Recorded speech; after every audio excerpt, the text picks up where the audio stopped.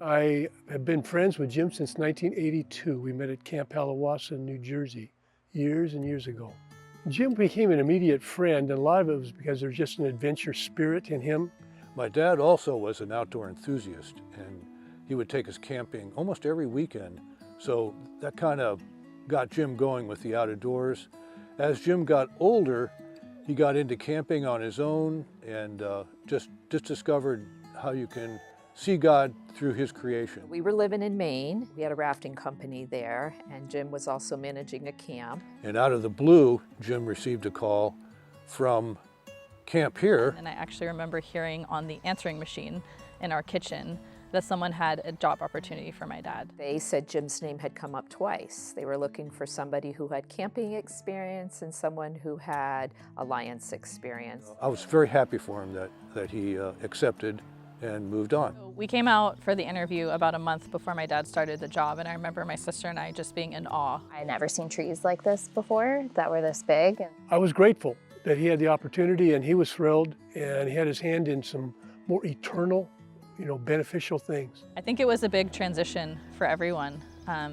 Camp is a beautiful place. We were excited to be there, and also a lot of unknowns that we were having to navigate. Yeah.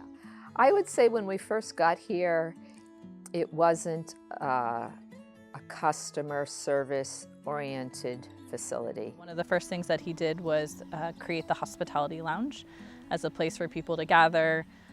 He brought in the idea of coffee and tea at the front desk to make it a warm and inviting place, really wanting it to feel like the guests were the priority. For Jim, I think one of the biggest hurdles was the sewer project. It went on for so many years, and it was hard to raise money for a sewer system. It's easier to raise money to send kids to camp, but we all know you can't have a camp without a sewer system. Also renovating the rooms to make them more comfortable, in the kitchen to make the food more palatable. And then the vision changed for Jim, particularly being a visionary, in the things that were added as the years went on to meet the demands of finances for camp as well as the needs for the community. I think since my dad started at camp, he's always had a vision. There's always been a project, always the next thing. That's who my dad is. Some of the biggest ones that he was really excited about was international camping. Getting Camp South Africa started was, I think, a really important moment for his time at camp and for the camp in general. Really expanding the outreach to doing international ministry. I go back to Nicaragua as a family. We had one year where all of us, my son-in-law included, served at Nicaragua, just loving on these kids, organizing the camp, getting the people to run the camp, getting the supplies, and just serving the kids in these communities was definitely a highlight for me. Another project that was a big deal, obviously, was getting Sonoma Zipline Adventures started and expanding the outreach to the community. The ability to invite people to come and do ziplining was a huge project. We were losing guest groups and outdoor ed groups coming in, and so we had to rethink the camp and come up with new innovative ideas to bring revenue into the camp. And so Bruce Woolert had an idea about a zip line that he had done in Costa Rica and brought that to Jim. Ironically, and he stated this more than once, that all the big projects that have happened here at camp were somebody else's idea, but he latched onto them and carried them out to fruition, like the canopy tour. There was just a lot of unknowns. There was a lot of different options, a lot of questions about how it was all going to work, and a lot of excitement. It was a really big moment, I think, for camp and shifting kind of the focus of what we were going to be doing. And I remember my dad just being really excited about it the whole time, while also having to negotiate a lot of different challenges. Up there, it's the same thing. Guests come not really knowing what they're expecting. And because this is one of Jim's goals, was to have those Route 66 signs everywhere. With some of the guests that come, that opens up a discussion with them because they start asking questions about who we are, maybe about the Bible. We begin to realize it's adventure, but it's adventure with impact, and it's impact for the kingdom. For me, it gives a chance to give my own testimony to them. Obviously, the canopy tour was big. However, the reliable water supply situation here at camp was an ongoing project from the day he started till now. And Jim started that when, I believe, when he arrived in 1998. And this weekend we're celebrating finally having the water project completed, which is amazing. Through working with the local government, local community, it's just been wonderful that now camp has a water supply that can supply hundreds of people. I think that was a real big thing in his life. He was just really excited about that. Jim's passionate about a lot of things, but I would say the tree houses were definitely a highlight of his time here. Jim had this great idea that we were going to spend, I want to say $2 million and build these tree houses. And it was one of the only things that people could do during COVID. And again, just with the leadership and the vision that Jim had that none of us had at the time. He was very excited about it, and lo and behold, it saved the camp. I think it's hard to say what project Jim would be most proud of. I think all of these projects have been sort of in service of the same goal, which is to further the mission, to further God's kingdom. I think the greatest thing about Jim is he's cutting edge, relevant, and wants to keep things impactful.